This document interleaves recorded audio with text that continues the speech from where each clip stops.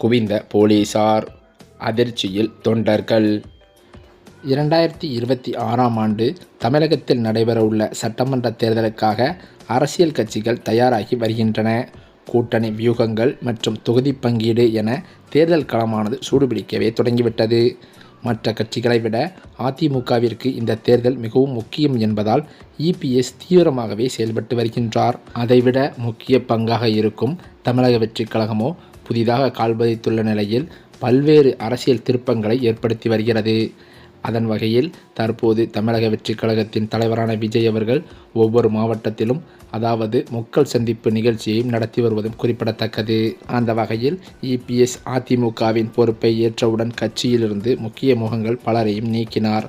முதலில் ஓபிஎஸ், சசிகலா மற்றும் தினகரனை நீக்கிய இபிஎஸ் இறுதியில் எம்ஜிஆர் காலத்து அரசியல்வாதியான செங்கோட்டையனையும் கட்சியிலிருந்து தூக்கி வீசிவிட்டார்.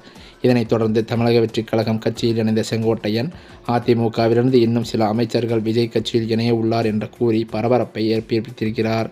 அதற்கான வேலைகளில் அவர் ஈடுபட்டு வரும் நிலையில் இதனைத் தொடர்ந்துதான் அதிமுகவிலிருந்து வெளியேறிய செங்கோட்டையன் அவர்கள் சமீபத்தில் தவேகா தலைவர் விஜய் முன்னிலையில் தமிழக வெற்றிக் கழகத்தில் தன்னை இணைத்து கொண்டதால் சற்று தமிழக அரசியலில் பரபரப்பு நிலவி வந்தது. இதனைத் தொடர்ந்துதான் சுமார் 1500 காவல்துறையினர் தீவிர பாதுகாப்பு பணியில் ஈடுபட்டுள்ளதாகவும் சொல்லப்படுகிறது. அது மட்டுமல்லாமல் கூட்டம் காலை 11 மணிக்கு தொடங்கும் என்று தெரிவிக்கப்பட்டுள்ள நிலையில் அதிகாலை முதலே தொண்டர்கள் ஈரோட்டிற்கு சாறை சாறையாக குவிந்து வருவதாகவும் சொல்லப்படுகிறது. அந்த வகையில் அதிமுகவிலிருந்து பல முன்னாள் அமைச்சர்களை தவேகாவில் இணைத்து கட்சியை பலப்படுத்துவேன் என்ற நிர்வாகிகள் மத்தியில் செங்கோட்டையன் பேசியதாக கூறப்படும் நிலையில் இன்று நடக்கும் ஈரோடு தவேகா பொதுக்கூட்டத்தில் சில முக்கிய பிரமுகர்கள் விஜய் முன்னிலையில் கட்சியில் இணையலாம் என்றும் சொல்லப்படுகிறது. அது மட்டுமின்றி இன்றைய கூட்டத்தில் விஜய் சில முக்கிய அறிவிப்புகளை வெளியிட வாய்ப்புள்ளதாகவும் சொல்லப்படுவதால் தவேகா கூட்டம் அவரது கட்சியினர் மத்தியில் பெரும் எதிர்பார்ப்பை ஏற்படுத்தியிருக்கிறது. தமிழக வெற்றிக் கழகம் கட்சியின் பொதுக்கூட்டம் ஈரோடு மாவட்டம் பெருந்துறை அருகே சுங்கஞ்சாவடி சரளையில் விஜயபுரி அம்மன் கோவில் திடலில் இன்று நடைபெற உள்ளது. காலை 11 மணி முதல் 1 மணி வரை இந்த கூட்டம் நடத்த போலீசார் அனுமதியும் அளித்துள்ளனர். கரூர் சம்பவத்திற்கு பிறகு முதல் கூட்டம் என்பதால் போலீசார் கடும் நிபந்தனைகளை விதித்துள்ளனர். போலீசார் விதித்த நிபந்தனைகளை ஏற்று இந்த கூட்டமும் நடைபெறுகிறது.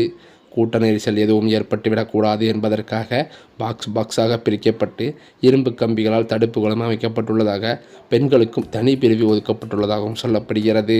ஒவ்வொரு தடுப்பு வேலி பகுதியிலும் சுமார் 400 முதல் 500 பேர் வரை நிற்கும் வகையில் இடவசதி ஏற்படுத்தியுள்ளது.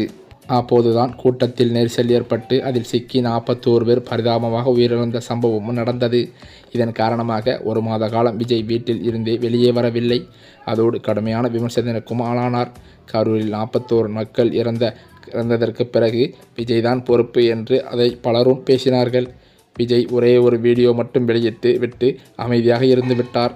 அதன் பின்னரோ கரூரில் பாதிக்கப்பட்ட மக்களுக்கு நேரில் வரவழைத்து ஆறுதல் சொன்ன பின் மீண்டும் விஜயின் அரசியல் நடவடிக்கைகள் சூடுபிடிக்க துவங்கியிருக்கிறது. மேலும் அது மட்டுமில்லாமல் இவ்வளவு பரபரப்பான சூழலில் தமிழக வெற்றிக் கழகத்தின் தலைவர் விஜய் இன்றைய தினமோ ஈரோடு மக்கள் சந்திப்பு நிகழ்ச்சியில் குறைந்தது அரை மணி நேரம் பேசியிருப்பார் என்றும் தமிழக வெற்றிக் கழக தொண்டர்கள் மத்தியில் பேச்சுக்களும் பரவி வருகிறது. இவைகளுக்கிடையில்தான் அதிமுகவிலிருந்து எடப்பாடியால் விரட்டப்பட்ட செங்கோட்டையன் அவர்கள் அதிக ஆதரவாளர்களுடன் தமிழக வெற்றிக் கழகத்தில் சமீபத்தில் வந்து விஜய் முன்னிலையில் இணைந்தது பரபரப்பை ஏற்படுத்தியது. இந்த நிலையில்தான் இந்த ஈரோட்டில் நடக்கும் பிரம்மாண்ட மக்கள் சந்திப்பு நிகழ்ச்சியில் விஜய் கட்சியில் இணைந்த செங்கோட்டையன் இணைந்த பிறகு நடக்கும் முதல் கூட்டம் என்பதால் கொங்கு மண்டலத்தில் தனது செல்வாக்கை காட்டும் வகையில் செங்கோட்டையன் பிரம்மாண்டமாக கூட்டத்தை ஏற்பாடு செய்திருக்கிறார். மேலும் அது மட்டுமில்லாமல் தனது செல்வாக்கை பயன்படுத்தி எடப்பாடியின் சொந்த ஊரான சேலம் மாவட்டத்தில் டிசம்பர் 30ஆம் தேதி செங்கோட்டையன் இதைவிட ஈரோட்டில் நடந்ததை விட மிக பிரம்மாண்டமான ஒரு மக்கள் சந்திப்பு நிகழ்ச்சியை நடத்த காட்டப்போகிறார் என்ற தகவல்களும் வெளியாகி வருகிறது. பிற கட்சிகளைச் சேர்ந்த முக்கிய நிர்வாகிகள், முன்னாள் அமைச்சர்கள் சிலர் விஜய் முன்னிலையில் தவேகாவில் இணையலாம் என்றும் சொல்லப்பட்டு வருகிறது. செங்கோட்டையன் இது பற்றிய அறிவிப்பை ரகசியமாக வைத்துள்ளதாகவும் கூறப்படுகிறது.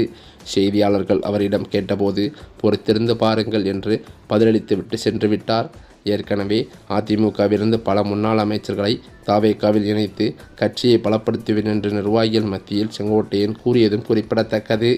எனவே அதற்கான முயற்சிகளில் செங்கோட்டையன் ஈடுபட்டு வரும் நிலையில் இன்று சில முக்கிய பிரமுகர்கள் விஜய் முன்னிலையில் கட்சியில் இணையலாம் என்றும் சொல்லப்படுகிறது. அது மட்டுமின்றி இன்றைய கூட்டத்தில் விஜய் சில முக்கிய அறிவிப்புகளை வெளியிட வாய்ப்புள்ளதாகவும் சொல்லப்படுகிறது. கட்சித் தலைவர் விஜய் அமைதியாக அடுத்த கட்ட அரசியல் முன்னேற்றம் நோக்கி நகர்ந்து வருகிறார். தேர்தல் நெருங்கும் நிலையில் கட்சியின் முக்கியமான நடவடிக்கை தற்போது அரசியல் வட்டாரத்தில் பேசும் பொருளாகி இருக்கிறது. அதுதான் தமிழக வெற்றிக் கழக தேர்தல் ஆணையத்தால் இன்னும் அதிகாரப்பூர்வமாக அங்கீகரிக்கப்படவில்லை என்ற செய்தி பெரும் விவாதத்தை ஏற்படுத்தியது. ஆனால் அதற்கான காரணங்கள் வேறு என அறிந்தவர்கள் கூறுகின்றனர். இதே நேரத்தில் தேர்தல் நெருங்கி வருவதால் விஜய் தேர்தல் ஆணையத்தை நேரடியாக நாடியிருக்கிறார் என்றும் தமிழக வெற்றிக் கழக வட்டாரத்தில் தகவல்கள் வெளியாகியுள்ளது.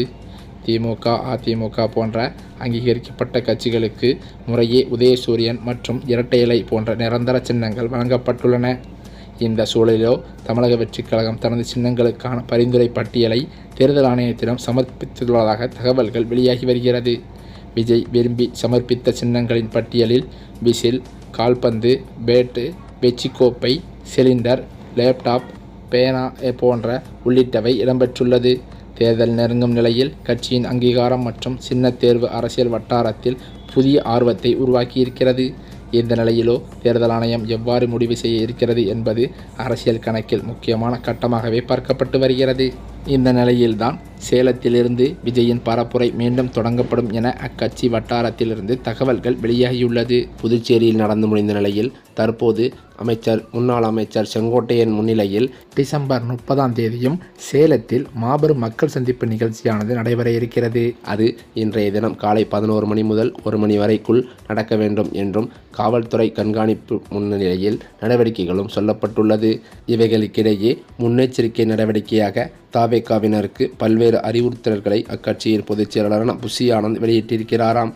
புஷி ஆனந்த் நேற்று இது தொடர்பாக வெளியிட்டுள்ள அறிவுறுத்தலில் கர்ப்பிணி பெண்கள், கைக்குழந்தையுடன் இருக்கும் சகோதரிகள், முதியவர்கள், உடல்நலம் குன்றியோர், பள்ளி சிறுவர் சிறுமியர், மாற்றுத்திறனாளிகள் ஆகியோர் மக்கள் சந்திப்பு நிகழ்ச்சியில் கலந்து கொள்வதற்கு அனுமதி இல்லை என்று கூறியிருக்கிறாராம். அது மட்டுமில்லாமல் மக்கள் சந்திப்பு நிகழ்ச்சிக்கு வரும்போதும் நிகழ்ச்சியை முடித்துவிட்டு செல்லும் போதும் விஜய் வாகனத்தை இருசக்கர வாகனங்களிலோ அல்லது வேறு வாகனங்களிலோ பின்தொடர்வது, போக்குவரத்திற்கு இடையூறாக செயல்படுவது போன்ற செயல்களில் ஈடுபடுவதை அறவே தவிர்க்க வேண்டும் என்றும் கூறியிருக்கிறாராம்.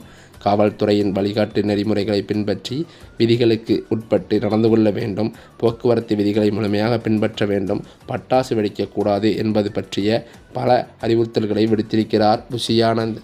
இப்படிப்பட்ட நிலையில்தான் சற்று முன் செங்கோட்டையன் வீட்டில் அதிரடியாக ஐடி ரெய்டு நடந்துள்ளதாக அதிர்ச்சி தகவல்கள் வெளியாகியுள்ளது. அது மட்டுமில்லாமல் ஐடி ரெய்டானது அரை மணி நேரம் நடந்த நிலையில் அதிகாரிகளிடம் பல முக்கிய ஆதாரங்கள் சிக்கியுள்ளதாகவும் தகவல்கள் வெளியாகியுள்ளது. இது விஜய் அவர்களை பேரதிர்ச்சியில் ஆழ்த்தியுள்ளதாகவும் சொல்லப்படுகிறது.